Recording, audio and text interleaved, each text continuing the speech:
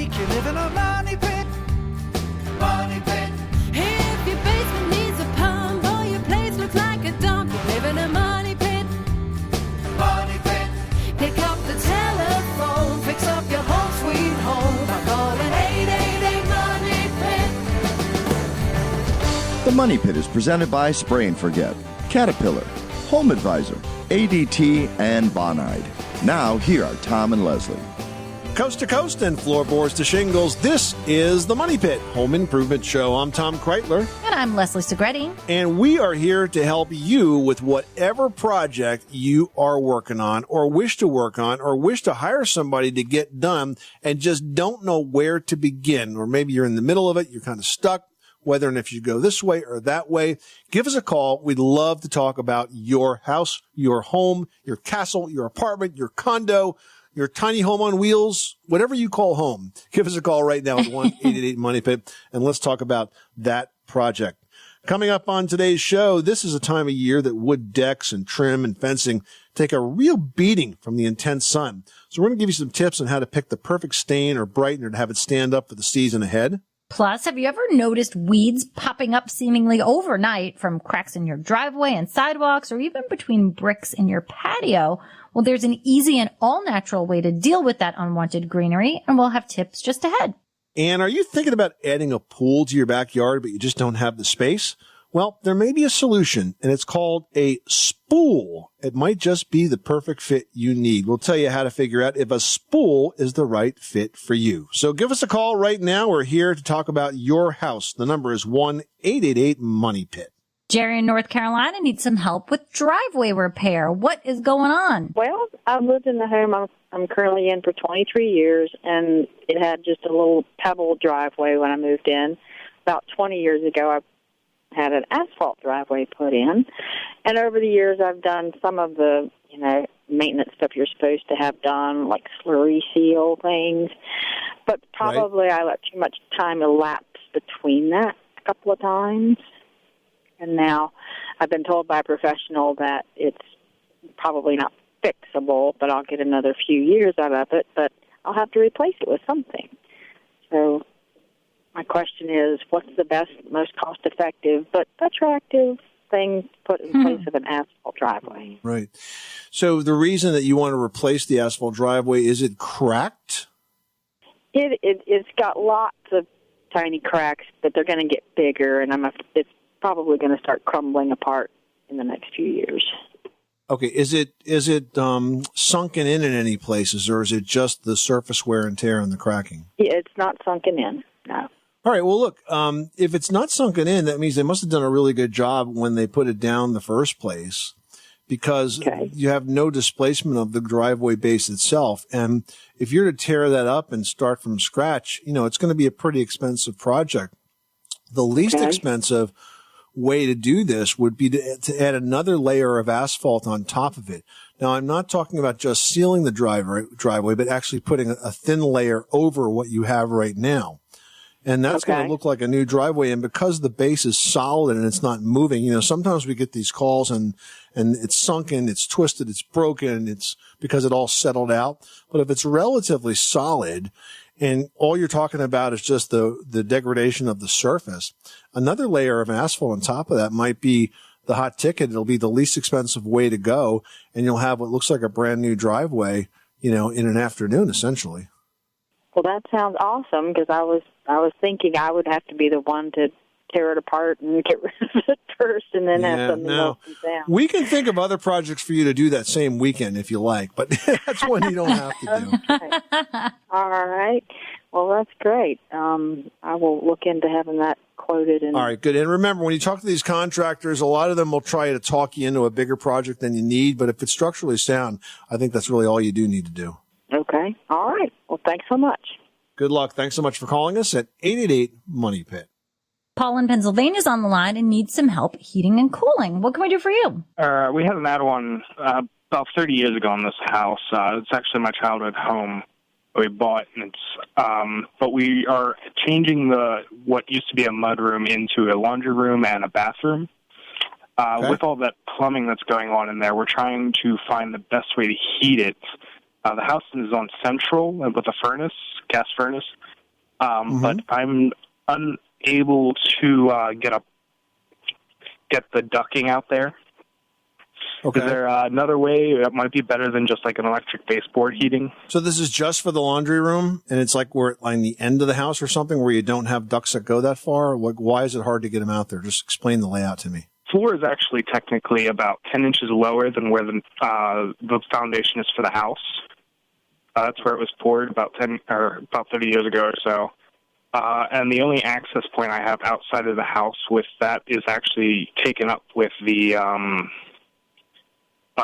drainage and the waste drainage, and then also the Got it. water. So you really need something that's independent system here. That's what it sounds like. And how big is this laundry room space? The whole area, bathroom and that, is about 14 by 14. I'll tell you what, I mean, even though we rarely recommend this, the least expensive way for you to add, which I think is going to just be supplemental heat, is electric. If you were to put electric baseboard in there on a thermostat, that was a timer thermostat, right? One where you could do a setback to it so that you only had that come on when you really needed it. You know, electric heat is the most expensive, but you're talking about a really small space. And anything else that you do there, like we could talk about a mini split ductless, for example, you know, that's going to be $2,000-$4,000 by the time you're done putting a compressor outside and a mini split ductless up on the ceiling, up on the wall. I mean, and it may not, you know, it may be overkill for that small space. So I think if I just had a 14 by 14 foot space there, 150, 160 square feet, whatever that works out to be. I mean, that's probably perfect for an electric baseboard. Yeah, and I should probably not, and with that, I shouldn't even have to really worry too much about water pipes bursting or anything. I mean, they're Plex, but... Right.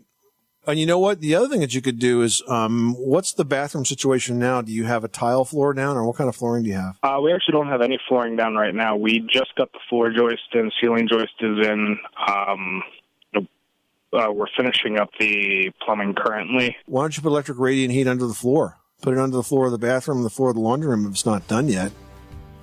And if you put it in right, you know, again, it'll be a very pleasant experience. And if it's on the right kind of thermostat, you're not going to have to worry about those costs getting out of control. And boy, there's nothing better than having a warm floor when it's chilly. Yeah. You are tuned to the Money Pit. Call in your home repair or home improvement question 24 hours a day, 7 days a week at 888-MONEY-PIT, presented by Home Advisor. Find top-rated home service pros, compare prices, and book appointments online, all for free. Just ahead, before summer heat peaks, it's a good time to make sure your deck, your fencing, and your wood trim are ready to stand up. We'll have staining tips to help you get this job done quickly and easily next. You live in a money pit.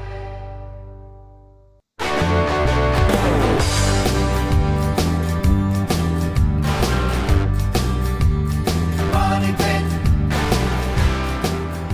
The Money Pit is presented by Home Advisor.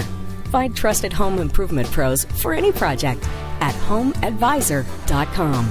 Where home solutions live, this is the Money Pit. I'm Tom Kreitler. And I'm Leslie Segretti. And we are here to help you with your how-to or decor projects at 1-888-MONEY-PIT, presented by Home Advisor, the fast and easy way to find the right pro for any kind of home project, whether it's a small repair or a major remodel. Shirley in Nebraska's on the line and has some issues with heating water. Tell us what's going on. You've had 4 in 28 years. That is an amazing turnover rate, and not in a good way. No, it's not a good one. It's not. And when I talked to someone from our gas company, we have a maintenance thing with the gas company, and they said, well, the one thing is maybe, I thought with a water softener you were supposed to be able to prolong the life of your appliances. And he said, well, maybe your salt level's too high. Our plumber does not think so. So I just kind of wondered what your take was on it. Okay, first of all, if you have city water, then you shouldn't need a water softener. You should just be able to work with that water right out of the tap. I think you've had extraordinarily bad luck having to replace the 4 water heaters in 28 years. If you feel that the water, even the city water, is a little bit hard, then, of course, you can use a water softener. And you might want to consider using one that is a no-salt water softener if corrosion is a concern. There's a product called Easy Water that uses electricity to polarize the hard water minerals inside and force them to not stick to the sides of pipes and faucets and fixtures. So that's another option as well. But the next time you buy a water heater, I would look for one that's got the best warranty, because you haven't had very good luck with this, and at least it'll be covered. Okay, thank you. You're welcome. Good luck with that project, and thanks so much for calling us at 888-MONEY-PIT. Luke in Illinois is on the line with a roofing question. What can we do for you? I have gotten a few people to estimates. I want to put steel roofing on my house, and one guy will tell me that I need to sheet it, and the next guy will say that I can put it over the shingles. And I didn't know what the standard process for that is. And now I was also told by the same contractor, well, every few years you have to replace the screws, and that I'd never heard that before. That's something that we've never heard. Now, when it comes to whether or not to remove the existing roof, or shingles, I should say, before you go ahead and put on a metal roof, in this instance, a metal roof is expensive. They're very long lasting, up to 50 years. And they're beautiful. And I think the situation would be that you would want to remove the existing shingles just to give yourself nice smooth sheathing to go on top of, less weight on the roof, less heat being trapped, and, best usage of your money and use of the metal roof. Luke, what kind of roof do you have now? Under the asphalt shingles, do you have solid sheathing? Only on part. I have a house that's over probably 200 years old. And it has what they did. I'd say a shifty contractor put tar paper over where the slats was for the shake. Do you have original wood cedar shakes underneath that? No, it's just they just tore all the shake off and just put tar paper over it. Okay, look, the best thing for you to do here, as Leslie said, is to strip down to those rafters, resheathe the roof, then put the metal roof on top of that. Yeah, it'll be less expensive to put the metal roof over the asphalt, but you're not going to get as clean or neat of a job. And there's really no point in adding to the way it's been assembled right now, adding kind of the inappropriate way it's been assembled now by sandwiching those shingles forever underneath that metal roof. I would take it completely down. And the guy that's telling you to do that is, I think, giving you the best advice. All right. Well, thank you very much for answering my questions. You're welcome, Luke. Good luck with that project. Thanks so much for calling us at 888-MONEY-PIT. Well, there's nothing like the beauty of real wood for decks and fences, as well as siding and trim. But if you want to keep it looking that way, you need to protect it with a good coat of exterior wood stain. Here's what you need to know to get that done. First of all, if you're working on new wood, it needs time to dry out. You can't just build it and then slap something on it and think it's going to stay there forever. You need the time to allow the pores in the wood to open and receive the stain. To test, you want to pour a cup of water on the wood. If it's absorbed in 30 seconds, it's ready. If not, give it more time. Now, if the wood is older, it's important that surface is clean and free of dirt, mildew, algae, all of that. If there's dirt on it, a pressure washer is going to work really well, but keep that pressure low to avoid damaging the wood. For mold and mildew, you want to use an application of spray and forget to eliminate the growth. Now, either way that you clean it, it's wet just because you've made it wet. So again, let it dry out before you apply anything to it. Now, keep in mind that there are several levels of transparency when it comes to outdoor wood stain. You have clear stain, which is called transparent. You have semi-transparent, and then you have solid color. Now, if you really want to have a stain that stands around for a long time, use solid color. It has more pigment in it. You still see the grain of wood, and it's not like paint. You'll still see the grain, but it has more titanium dioxide in it, which is the colorant that really gives that wood the rich tones. So I prefer always to use solid color stain. In fact, I'm going to do a new fence project in just a couple of weeks. And always, I use solid color stain because the last one lasted like 12 years. So I know from which I speak. Also, keep in mind the weather. Don't start the project if it's going to be in sunlight and temperatures of 80 degrees or higher right after you finish. It's best to do this early in the morning when it's cool out so that it dries well before the sun comes in and bakes it. Otherwise, it actually dries too fast and never really soaks into the wood. Cheryl in Virginia, you've got the Money Pit. How can we help you today? I have a cement porch. The house was built 1981, and it has a cement front porch to it. And along the edges of the porch, it's cracking and crumbling off. Okay. And then in one portion of the porch, it actually has a, water stands there because it's a dip.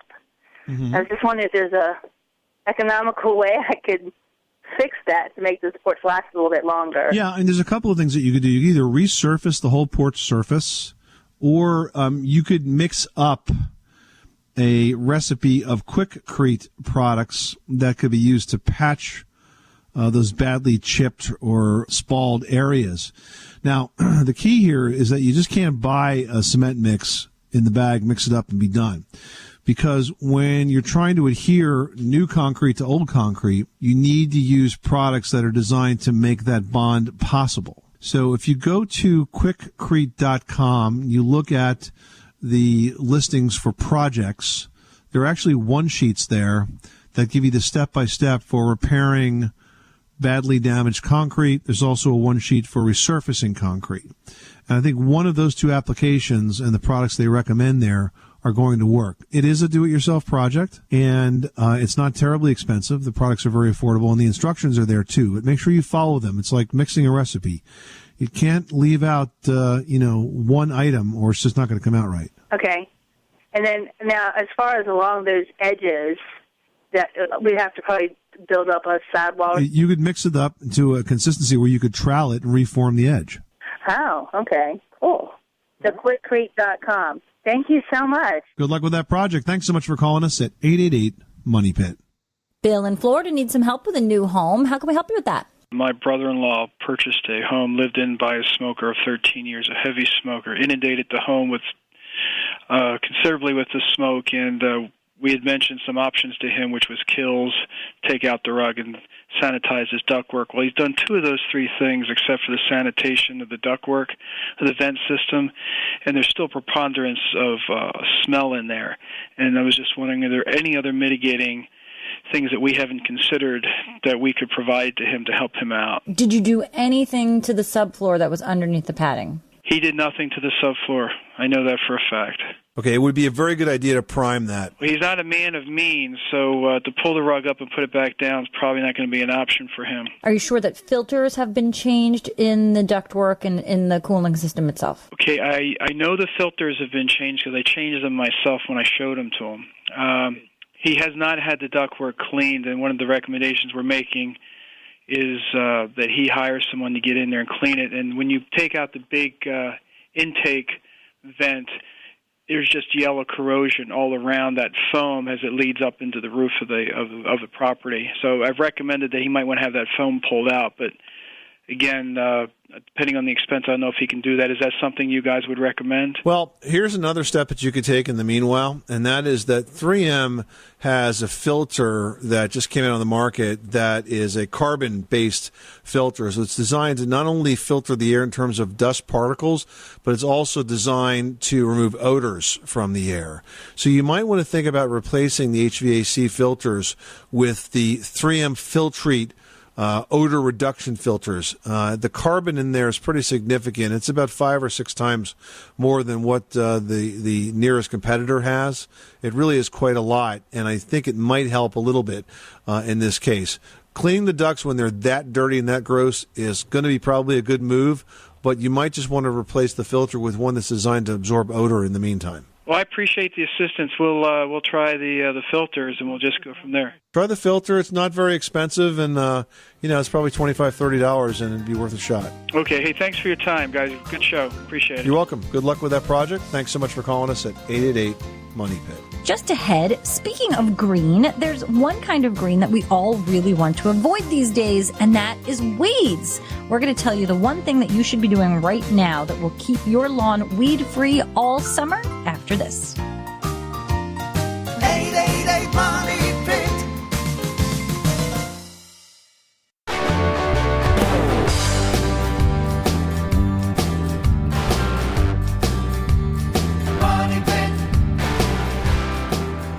The Money Pit is presented by Quikrete Fast Setting Concrete Mix in the red bag. Make your next outdoor concrete project quick and easy. Quikrete Fast Setting Concrete Mix. Look for it in the red bag. Making good homes better. This is the Money Pit Home Improvement Show. I'm Tom Kreitler. And I'm Leslie Segretti.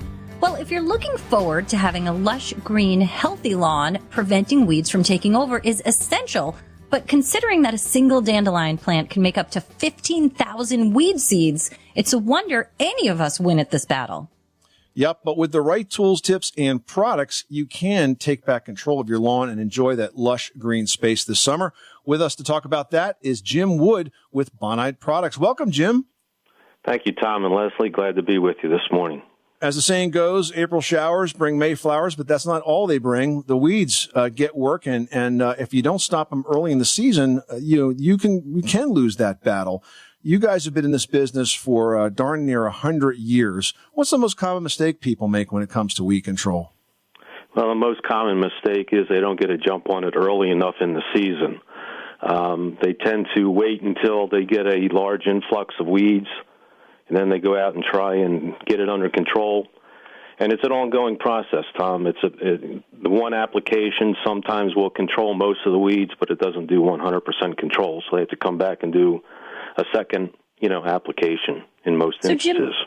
So, Jim, when is the ideal time? Are we thinking sometime around Mother's Day? Is it after the frost is done? Like, when do we know actually when to apply a weed killer? Well, the best time would be once we get consistent air temperatures above 45 or 50 degrees. Bonide makes Weed Beater Ultra, which is a premium lawn weed killer, which gives the homeowner the opportunity to get out early in the season when air temperatures are about 45 degrees or higher and get control of some of the hardest weeds to control, which are clover, henbit, wild onion, wild garlic, and few others.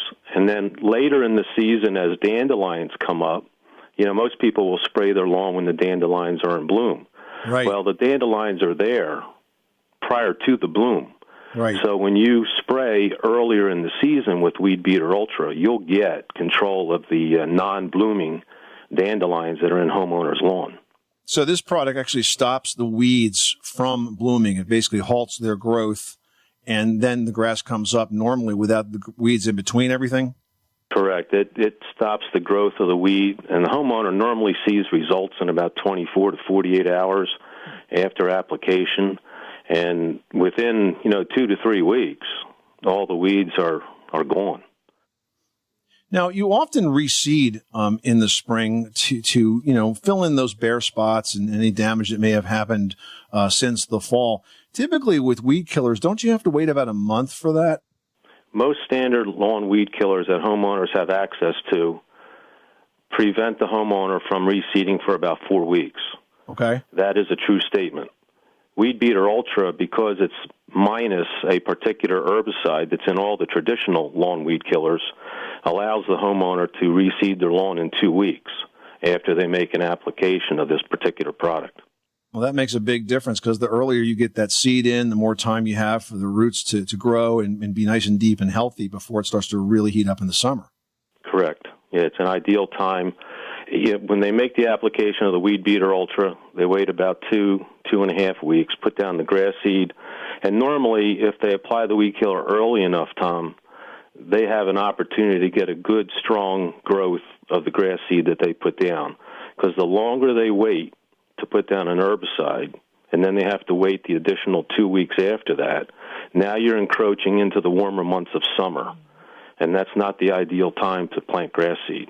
Jim, any application tips to make sure that we apply it correctly or at the correct rate or the correct amount? Well, in most instances, Leslie, depending on the means of application that the homeowner decides upon, they can use a ready-to-use, which is just a spot spray. Okay, that's for those homeowners that have a minimal amount of lawn weeds. Then we also have a concentrate where they can mix it in a tank-type sprayer and apply it that way. And then they can also purchase a hose end product to treat the larger area of their lawn if they have a big problem with lawn weeds. The thing that I tell most homeowners is a term called spray to wet. All they need to do is spray to wet the foliage. They don't need to get it dripping off the foliage. All they need to do is spray to wet. And that's the ideal thing to do with this particular product.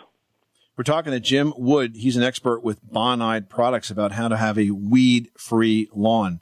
So, Jim, if we do get out early, if we use the Ultra product and we prevent weeds from coming up, as the season goes on, is there any further application of weed products that we need to apply? Well, when you get further on into the season, depending on how the year goes, and it varies from year to year, there might be an opportunity later in late spring, early summer, where the homeowner may need to make an application of a liquid crabgrass control product because a rainy spring sometimes washes away the crabgrass pre-emergent they put down, so they might have to come in and touch up later in the season. You may also get a later germinating broadleaf weed in a homeowner's lawn, and all the homeowner would need to do is just touch it up with Weed Beater Ultra. Jim, where's the Weed Beater Ultra product available? Homeowners can find that at independent lawn and garden centers. They can find it at farm feed stores, and they can also find it at hardware stores. Basically, the independent owners of those particular stores, are supporting Bonide, and we support them as well. And they'll find these type of products on their shelf. So the secret is this: get out early, apply the Weed Beater Ultra, and enjoy a green, lush lawn all summer long. Jim Wood with Bonide, thank you so much for stopping by the Money Pit. Thank you, Tom. Hey, are you thinking about adding a pool to your backyard, but you don't have the space? Well, there's another option called a spool, and it just might be perfect for your yard. We'll tell you how to know if a spool is right for your yard next. We'll also tell you what a spool is. You live in a money pit.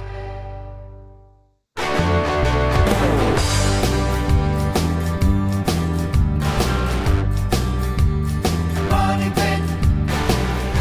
The Money Pit is presented by Home Advisor. Find trusted home improvement pros for any project at homeadvisor.com. Making good homes better. Welcome back to the Money Pit. I'm Tom Kreitler. And I'm Leslie Segretti. Give us a call right now with your how-to or decor question at 1-888-MONEY-PIT, presented by Home Advisor. They really have the best local pros for any home service. That's right. Doesn't matter what the project is, they make it fast and easy to find the top-rated pros. And there are no membership fees. It's 100% free to use. HomeAdvisor.com. Give us a call right now with your home improvement or decor question to 1-888-MONEY-PIT. Jeff in Pennsylvania, you've got the Money Pit. How can we help you today? Hi, I'm calling because I have a house that's about 16 years old. Okay. And where the brick front matches up to the vinyl siding, the sealant is starting to crack. And I'm not sure if it's caulk that's drying out or mortar that's just cracked. So I guess the question is, what's the right kind of sealant to put between that brick front and the vinyl siding? Yeah, I'm sure it's caulk because, the caulk's not going to last 16 years. So What you need to do is to scrape out the old stuff and then re-caulk it. And to do that, you're just going to use a good quality exterior caulk. I might suggest that you consider using silicone for this because that's going to give you the best, probably long-term durability. A little bit harder to use, Jeff, but it will last the longest. Now, I noticed that the gap in some places is somewhere between half and a full inch. Do I need to put something behind it once I clean that? That's huge. That's really big. That's not caulkable. You can only caulk maybe 1/4 to 3/8 of an inch. Is that entire space filled up with some material now? Yes. And it's hard as a rock. That's why I wondered if it was mortar behind the brick going into the. It might not be. It might not be caulk. I mean, there are different types of urethane sealants, and I can't really be sure. Here's what I suggest you do, Jeff. Would you take a photograph of this and post it in the community section at moneypit.com? We'll take a look at it and then get back to you with a recommendation. Does that make sense? Okay. That's great. I appreciate it. Good luck with that project. Thanks so much for calling us at 888-MONEY-PIT. Well, you're thinking about adding a pool to your backyard, but maybe you don't have the space. Or maybe you've got the room, but you just don't want to deal with the hassle of maintaining a huge pool. If that's you, a spool just might be the perfect solution. Wait, what does sewing have to do with swimming? It's very confusing. Not really, guys. Spools are a hybrid pool of sorts. It combines the words spa and pool. And as you might have guessed, it's bigger than a spa or hot tub, but smaller than a traditional in-ground swimming pool. Here's how you know if a spool is what you need in your yard. Say you've been thinking about it and you're really still torn between a pool and a hot tub. With a spool, you got both. Now, if you're not ready to commit to the level of maintenance that's required by a full-size pool, maybe you just don't have the time, or you really just don't want to, or you don't want to hire somebody to do it, you're not going to deal with that huge amount of maintenance that you see with a pool. With a spool, Also, if you're intrigued by the idea of designing your spool so that it's not just a recreational space, but perhaps an attractive water feature as well, you've got that opportunity there. And maybe you also like the versatility of just being able to adjust that water temperature quickly with a smaller size spool. You can do that. You can enjoy the perks of water jets, built-in benches. Those are the things that you can add to your spool, and then you can heat it up and cool it down and swim however you like in your spool. I've seen some beautiful spool installations down in Florida where folks have patios and those sort of screened rooms that cover them. Absolutely gorgeous. So if you're thinking about it, take a look at the spools. If you'd like to learn more, check out the full article we wrote on this topic, Spool Pool, the hot new trend for cooling down. It's online right now at moneypit.com. Rose in New Jersey's on the line, and she has a very busy tree that's causing lots of problems with roots. What's going on, Rose? Well, the roots are ruining the lawn, and they suggest I have the tree taken down. But it's so beautiful, I don't want to take it down. So they're suggesting I wait until September and have topsoil put down. And I was just wondering, what do you think I should do? Well, I mean, they're correct. You can't have your cake and eat it too. You can't trim back the roots. You can trim back other things in a tree, but you can't trim back the roots.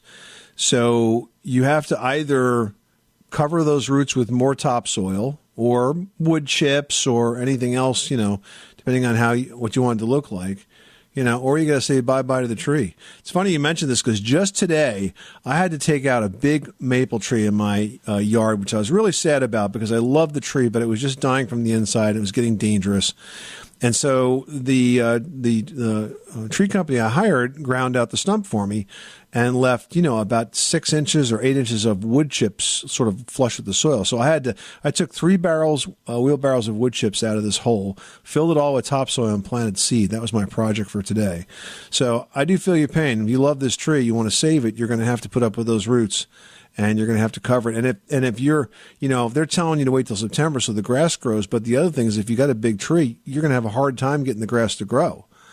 So you might want to think of another type of plant, a shade plant that could sustain itself there, because right under that tree, it's not going to be easy for the grass to grow. Oh, because the tree is so big.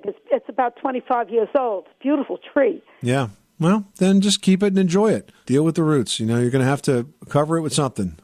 So you think I ought to have the topsoil put down and have it reseeded? Well, you can do that, but like I said, I don't know that you're going to get much grass to grow under a big old tree.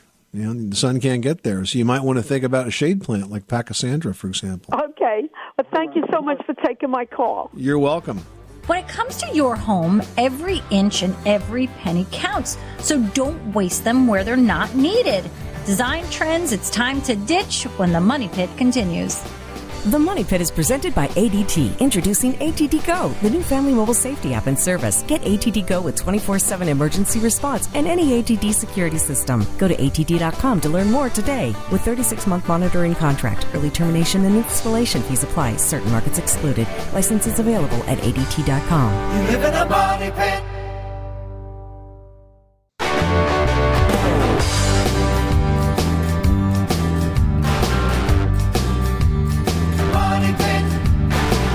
Where home solutions live, this is the Money Pit. I'm Tom Kreitler. And I'm Leslie Segretti. Call us now at 1-888-MONEY-PIT with your home improvement question, presented by Home Advisor. You can find out what it costs to do your home project before you hire a pro and instantly book one of Home Advisor's top-rated pros for free. That's online at homeadvisor.com. All right, but you can call in your question right now to 888-MONEY-PIT or post your question online at moneypit.com, just like Margot in South Dakota did. Now, Margot writes, my home has textured walls. I don't like it. What can I do about it? You could move. Well, you can scrape the textured walls, but it's a heck of a lot of work. If it's really textured, you're never going to get it all off. And even if you paint it, we'd tell you to use a flat paint because it hides as much as possible. Use anything that's got a finish to it. You'll see it with every bounce of the light. But you may end up having to actually recover those walls with new drywall. You can use thin drywall, like 3/8 inch drywall, put a second layer on it, then spackle the seams. It'll hide it completely And it won't really impact the size of the room too much, because it's only a little bit of space there. But that might be the best solution if you really want smooth walls. You cannot possibly get all of that off. No, and I think the only thing you'd have to adjust is maybe your outlets. You'd have to pull them out a little bit, and the light switches and things, just to even up with the edge. But that's an easy project. Well, have you ever made a design decision and very quickly thereafter had a bit of buyer's remorse, or decorator's remorse, I guess in this case? Well, you're probably in good company, because some common upgrades are actually a big waste of space and money. Leslie has tips on design decisions to think twice about in this week's edition of Leslie's Last Word. Leslie, this has never happened to you, has it? Yeah, I find I get like design schizophrenia. I work with so many different designers on so many different shows and so many different types of styles that suddenly something I loved maybe a few months ago, not that I'm over it, I just love something else and want that too. But here truly are some things, guys, that have just come and gone the way of the design dodo, if you will. One thing that I feel like everybody loved for a long time was kitchen desks, the ones that are built in. And maybe about 20 years ago, they started popping up, and they've really been a staple since. But with laptops and tablets, those really are the computers of today, and you can work wherever you want. So you don't really need a desk. And then they end up just being like a mess. People stack up their papers and bills, and, it really just isn't necessary. So ditch that kitchen desk, add more counter space, more storage, keep your paperwork in your office or bedroom, anywhere else. Just keep that kitchen a little less cluttered. Now, Whirlpool tubs, those are another must-have of the past 20 years or so. But as any Whirlpool tub owner knows, they're just more likely to be filled with dust than with water. So ditch that Whirlpool tub and install his and her vanities, a spacious shower, a regular soaking tub that's not quite as big instead, but you can still get your whole body in. Really think about it. You end up with things that you're just not using.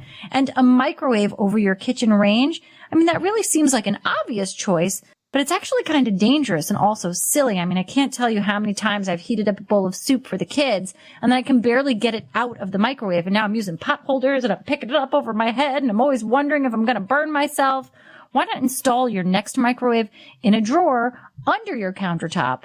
It saves a ton of space. They look really cool, and it just helps you save a lot of steps and a lot of trips to the hospital, or at least to the cold water because you burned your hands. Lots of fun things give you more space. You're not exactly installing it like an existing drawer. You're talking about a drawer-style microwave, right? Correct. It looks like a drawer, but it's really a microwave. The door, instead of swinging out, it slides in and out like a drawer, and then when you put things in, you kind of drop it into it. Not drop it, place. That's got to be so much easier on your back, too, right? Because when you have your arms extended and you're carrying something that's really heavy, that's a lot of stress on your back. So makes a lot of sense. Hey, coming up next time on The Money Pit, are you thinking about adding a central air conditioning system just before the summer gets super hot? But maybe you're afraid the construction needed to run those ducts is going to make a real mess of your house? There's a type of AC system called mini ducts, and it might be the answer. We'll explain on the next edition of The Money Pit. I'm Tom Kreitler. And I'm Leslie Segretti. Remember, you can do it yourself. But you don't have to do it alone. You live in a money pit.